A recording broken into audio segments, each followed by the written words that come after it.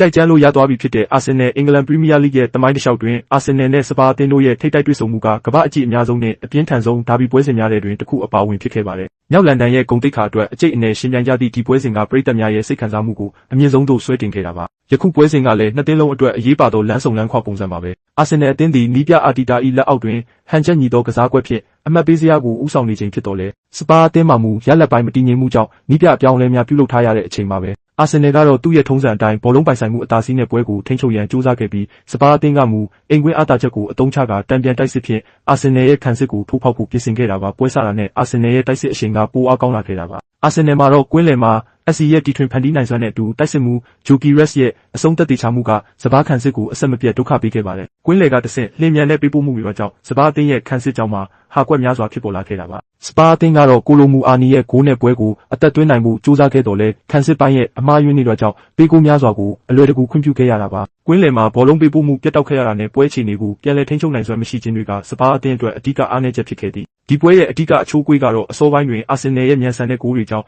အာဆင်နယ်ကအခွင့်အရေးရတိုင်းဂိုးဖြစ်ပြောင်းလဲနိုင်ခဲ့ပြီးစပါးအသင်းမှမူစိတ်သက်ပိုင်းဆိုင်ရာကျဆင်းသွားခဲ့ရတာပါစပါးအသင်းအနေနဲ့အသင်းလိုက်စုစည်းမှုထက်တဦးချင်းစွမ်းဆောင်ရည်ကိုသာအားကိုးနေရခြင်းကအာဆင်နယ်ကဲ့သို့စနစ်တကျကစားတတ်သောအသင်းကိုရှင်ပြိုင်ရာတွင်ခက်ခဲစေခဲ့သည်ယခုမြောက်လန်ဒန်ဒါဘီပွဲစုကတော့အာဆင်နယ်အသင်းအတွက်ချန်ပီယံဖြစ်ရန်ထိုက်တန်သောခြေစွမ်းရှိကြောင်းသက်သေပြခဲ့သည့်ပွဲဖြစ်သည်စပါးအသင်းအတွက်မူယခုထက်ပို၍စနစ်ကျသောပြင်ဆင်မှုများနှင့်အသင်းကိုပြန်လည်တည်ဆောက်ရန်လိုအပ်ကြောင်းထင်ရှားစေခဲ့ပါတယ်အစဉ်လာရအကျိတ်အနယ်ရှိတော်လဲလက်ရှိခြေစွမ်းရမှုအာဆင်နယ်ကစပါးထက်အဆင့်တန်းတစ်ခုအနည်းငယ်ပိုမြင့်နေတာကိုတွေ့ရတဲ့အကြောင်းအမှန်အတိုင်းသုံးသပ်တင်ပြအပ်ပါသည်အာဆင်နယ်ပရိသတ်တွေကတော့အခုဆိုရင်လေအများကြီးတိုက်လို့ရပါပြီဗျာ